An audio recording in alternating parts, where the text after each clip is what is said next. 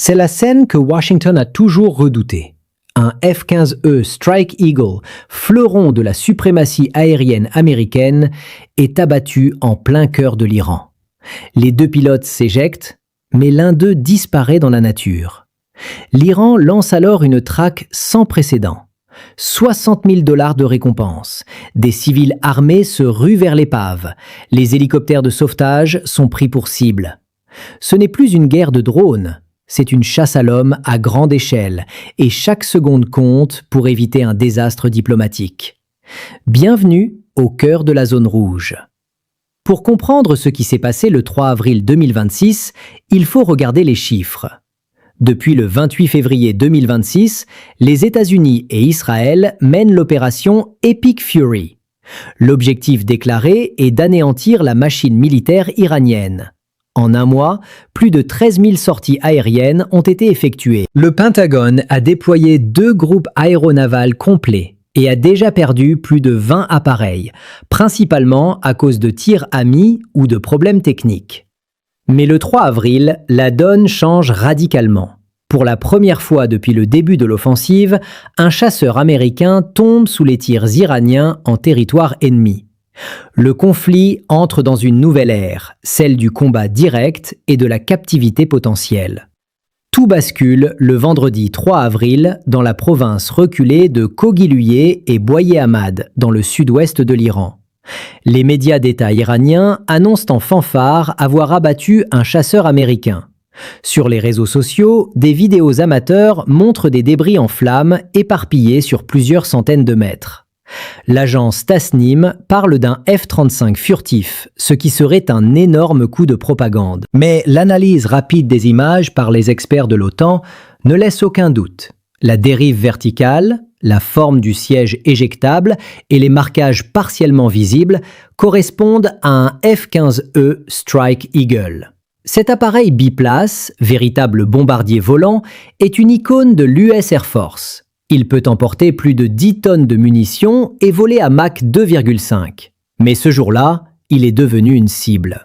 Selon des responsables américains cités par le New York Times, le F-15E a été touché par un système de défense aérienne de conception russe, le Third Khordad, un missile sol-air à moyenne portée qui a déjà fait ses preuves en Syrie.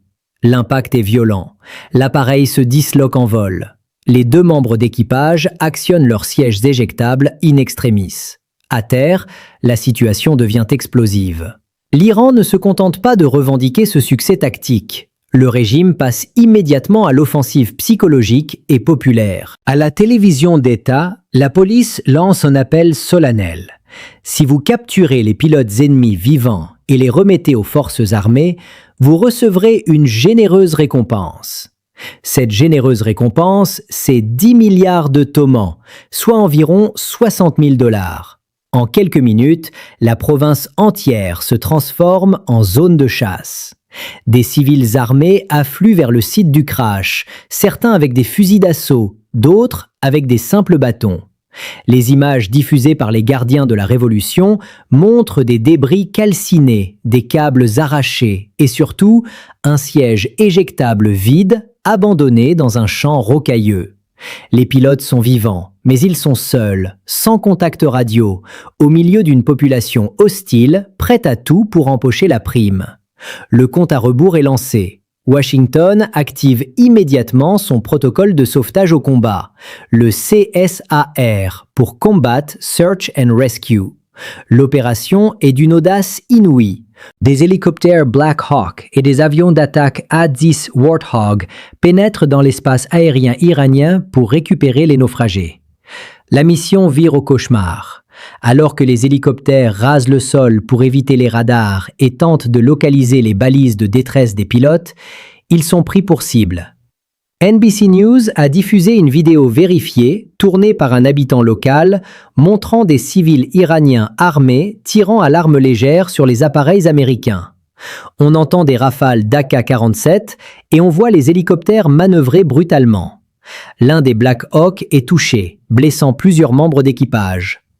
Malgré cette pluie de feu, les forces spéciales américaines, probablement des Delta Force ou des Navy SEAL, parviennent à localiser un des 2 aviateurs. L'opération, menée en plein jour, est un succès partiel. Le navigateur ou le pilote, les sources divergent, est extrait sain et sauf et évacué vers une base secrète. Mais le deuxième membre d'équipage reste introuvable. Les recherches continuent, mais chaque minute qui passe réduit ses chances. À la Maison-Blanche, le président Donald Trump est tenu informé minute par minute. La pression est maximale. Perdre un pilote, capturé ou tué par l'ennemi, serait un coup dur pour le moral américain et un trophée de propagande colossal pour Téhéran. Interrogé par des journalistes sur une éventuelle escalade, Trump botte en touche.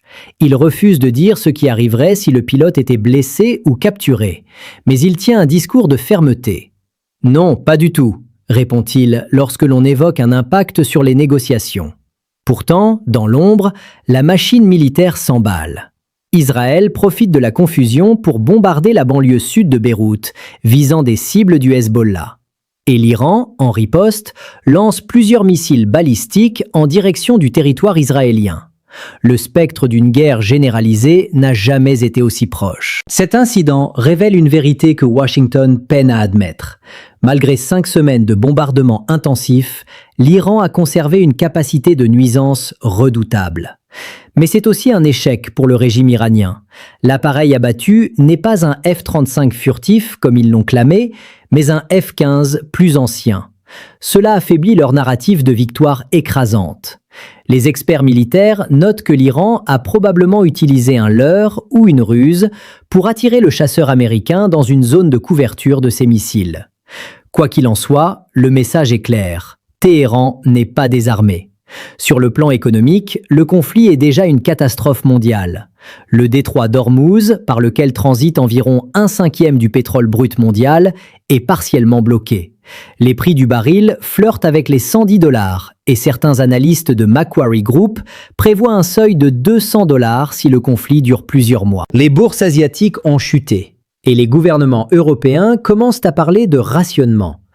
L'économie mondiale est littéralement prise en otage par cette guerre au Moyen-Orient.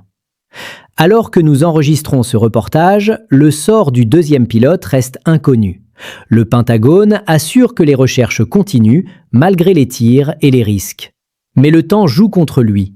Les forces iraniennes ratissent la zone, encouragées par des promesses de récompenses et des appels publics à la traque diffusés sur les réseaux sociaux. Des vidéos montrent des miliciens du Basij, la force paramilitaire iranienne, fouillant les grottes et les ravins. Que va-t-il arriver?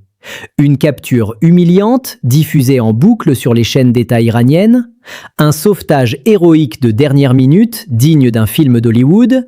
Ou bien un nouveau raid américain pour le récupérer au risque de déclencher une troisième guerre mondiale? Ce qui est sûr, c'est que le F-15 abattu au-dessus de l'Iran restera dans les annales comme le symbole d'une guerre où la technologie ne fait pas tout et où l'humain, traqué comme une bête, redevient l'enjeu principal. Pour les experts, cet incident marque un tournant stratégique. Les États-Unis vont devoir revoir leur doctrine d'emploi de l'aviation tactique. Voler à haute altitude ne protège plus contre les missiles sol-air modernes. Et les missions de sauvetage au combat, extrêmement risquées, pourraient devenir plus fréquentes si les pertes s'accumulent. Du côté iranien, le régime utilise cette affaire pour renforcer l'unité nationale. Des affiches sont déjà apparues à Téhéran avec le slogan « Le ciel de l'Iran est interdit aux aigles américains ». La propagande bat son plein. Mais il y a aussi une dimension humaine rarement racontée. Imaginez-vous, vous êtes un pilote de chasse, vous venez de vous éjecter à des centaines de kilomètres derrière les lignes ennemies. Vous êtes blessé peut-être. Vous n'avez que votre kit de survie, un peu d'eau, une radio qui ne capte rien. Autour de vous, des montagnes arides, des villages hostiles et des gens qui vous cherchent pour toucher une prime équivalente à plusieurs années de salaire. Votre seul espoir, c'est que les hélicoptères vous trouvent avant que quelqu'un ne vous trouve. Cette angoisse, les pilotes américains la connaissent théoriquement, mais elle est devenue réalité pour cet homme dont on ignore encore le nom. Les chaînes d'information en continu ont déjà commencé à surnommer cette affaire « l'affaire du pilote fantôme ». Le mystère entretient le suspense. Le Pentagone a interdit aux familles de parler aux médias. Les réseaux sociaux, eux, s'enflamment de théories. Certains disent que le pilote a été capturé et est déjà en route pour Téhéran. D'autres affirment qu'il a rejoint une base secrète américaine en Irak. Aucune preuve ne vient étayer ces affirmations. Une chose est certaine, jamais depuis la guerre du Vietnam, un pilote américain n'avait été porté disparu dans des conditions aussi dramatiques, avec une chasse à l'homme organisée par un État et récompensée par une prime en espèces. Le précédent le plus proche remonte à 1999, lors du crash d'un F-117 au-dessus de la Serbie. Mais à l'époque, le pilote avait été récupéré en quelques heures. Cette fois-ci, les heures s'allongent et l'espoir s'amenuise. Nous avons contacté d'anciens pilotes de F-15 pour recueillir leurs témoignages. Tous refusent de s'exprimer officiellement, mais l'un d'eux, sous couvert d'anonymat, nous a confié. Chaque fois que nous décollons pour une mission en Iran, nous savons que le filet de sécurité est très mince.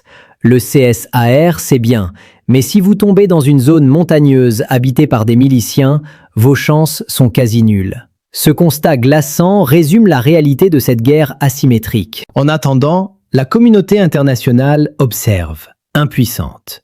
Les Nations Unies ont appelé à la retenue, sans effet. La Chine et la Russie, alliées de l'Iran, ont discrètement félicité Téhéran pour sa défense légitime, tout en appelant à éviter une escalade. L'Europe, elle, est partagée entre sa dépendance énergétique et son alliance avec les États-Unis. Le président français Emmanuel Macron a proposé une médiation, mais ni Washington ni Téhéran n'ont donné suite.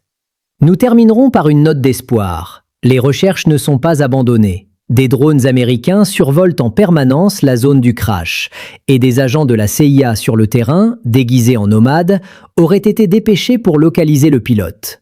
C'est une course contre la montre. Si vous suivez cette chaîne, nous vous tiendrons informés dès que la situation évoluera. Dans l'intervalle, ce drame rappelle une vérité simple. La guerre n'est pas un jeu vidéo. Derrière chaque débris fumant, il y a des vies humaines, des familles qui attendent et des soldats qui risquent tout. Le F-15 abattu au-dessus de l'Iran n'est pas qu'une perte matérielle. C'est le symbole d'un conflit qui s'enlise et qui pourrait bien embraser tout le Moyen-Orient. Restez connectés, car les prochaines heures seront décisives.